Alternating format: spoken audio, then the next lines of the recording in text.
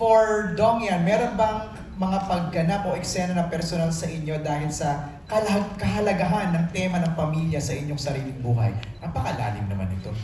Meron bang mga pagganap o eksena na personal sa inyo dahil sa kahalagahan ng tema ng pamilya sa inyong sariling buhay?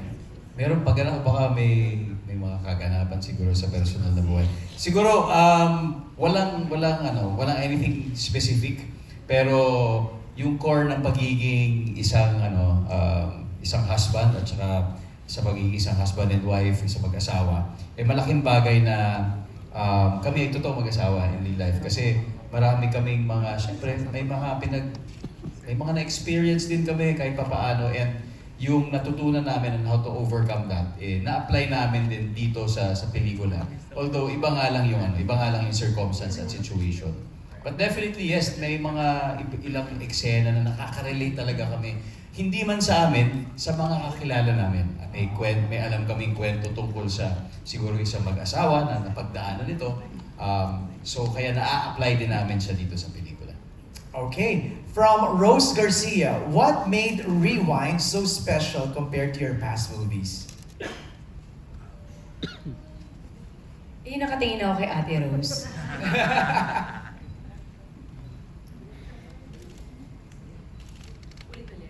What made Rewind so special compared to your past movies? Kasi sa mga past movie na kasama ko si Dong, mag-boyfriend pa lang kami. Ito may asawa na. So iba siguro yung lalim ng relasyon at pag-deliver ng mga eksena, lalo kung alam mo yung kinakailangan talaga na ganitong sitwasyon sa mag-asawa, sa ganito. Sabi ko nga, as an actor, pag may binigay sa yung eksena, pati naman, gagawin mo. Pero iba pa rin kapag na-experience mo and then dinideliver mo. Tama. Dom, ikaw naman. Special siya para sa akin dahil sa mensaheng gustong iparating ng pelikula sa mga manonood. Special siya dahil sa mga nakasama ko in creating this, from Direct May to the creative team to my co-actors. Pero more importantly, special siya dahil kasama ko ang asawa ko sa pag-create at paglikha nitong kwentong ito. Siguro more than anything, kung ano man ang magiging response ng mga manonood, ang gusto ko talagang malaman kung naging best partner ba ako para kay Marian sa pelikula nito. Yun ang pinakamahalaga para sa akin. Mamaya ka sa akin, ha? Kikis lang.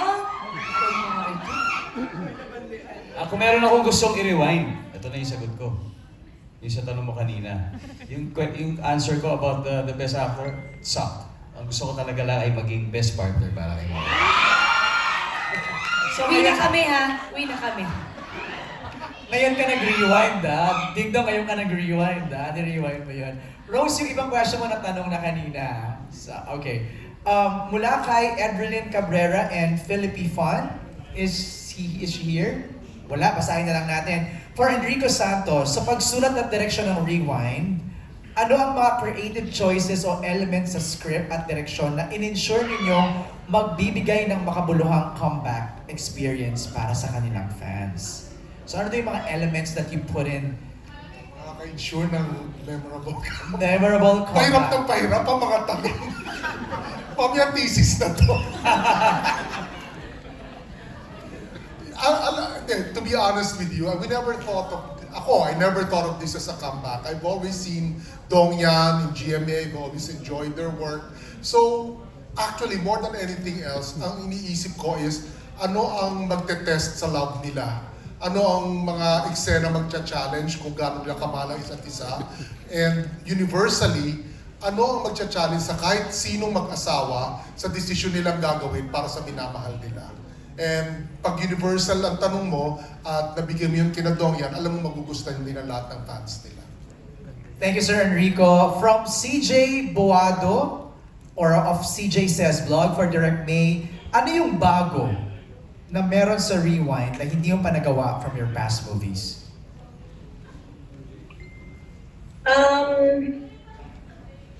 Yung bago dito is because it's a family movie. Nang tungkol sa mag-asawa. Bago rin dito yung yung love story na hindi lang sa mag-asawa, kasi it goes beyond it.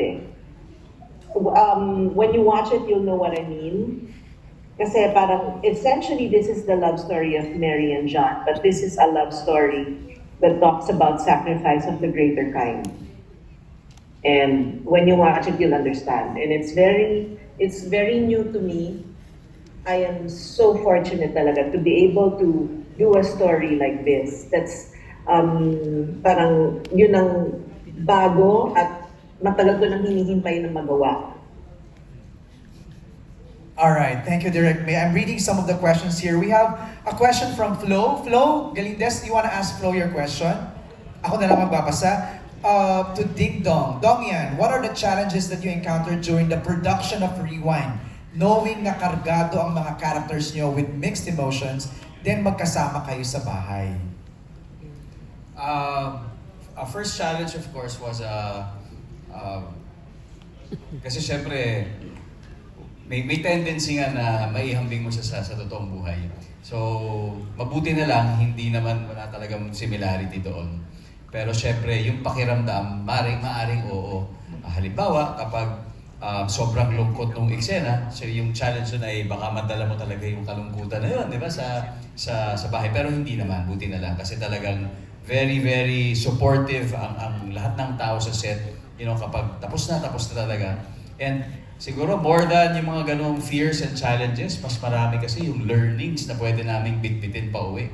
At yun talaga yung mga bagay na nilook forward to ko, especially every shooting day. Katulad ng halimbawa, gusto ko lang din i-share na isa sa parang mga unforgettable moments ko dito sa shooting ito ay tuwing pumupunta kami sa set.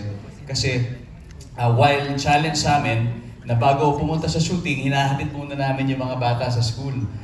Challenge din para sa amin na pag umuwi sila, wala kami dahil nagtatrabaho kami. Pero bago kami pumunta sa set, hinahatid muna namin sila. At on the way to the shooting, nakakapag-usap kami na hindi namin madalas nagagawa. Dahil kung busy ako, busy naman siya. Kung nasa bahay kami, siyempre nasa mga kids yung namin, yung attention. Halos wala na pala kaming oras para sa isa't isa. At masaya po ako na dahil sa pelikulang ito, nabigyan kami ng chance na makapag-usap ulit ng araw-araw sa shooting namin papunta. Ang problema lang, pagpabalik, tinutulugan na niya ako dahil sobrang pagod na. Pero yung mga ganong mga bagay ba, pinagpapasalamat ko talaga. At malaking bagay I really value those moments. Marian, you want to add? Same, okay. You mentioned the kids, no? Ding Dong. Ang question is from G. Trilliana of Malay. G, are you here? Wala na, ako na lang magtatanong ng question ni G. Do Zia and Ziggy know your job as actors and do they show signs of being inclined?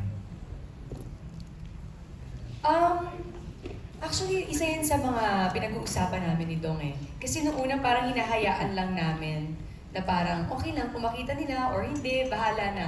Pero nandun kami sa punto ni Dong na bilang malaki na si Zia, siguro kailangan niya nang malaman ano ba ang trabaho ni Mama at ni Tata. So nagkasundo kami ni Dong na kailangan na-expose namin siya sa trabaho. Like si Dong, dinadala niya sa Family Feud, tapos dinala namin sa Bonggang Villa. So ito yung trabaho ni Mama, ito yung trabaho ni Tata. So nagkaroon siya ng awareness, ito pala. So siguro maganda rin na alam niya kung ano yung trabaho namin. Dahil pinagmamalaki namin kung anong trabaho meron kami. Susunod sa inyo, you think? Aral mo na siya. Aral mo na siya. Aral mo na siya. Later on, magiging choice naman nila yun eh. Right. Ang mahalaga ngayon alam talaga nila kung ano yung ginagawa namin. Dahil proud kami sa kung anong trabaho meron kami. Right. We have last few questions here. Ito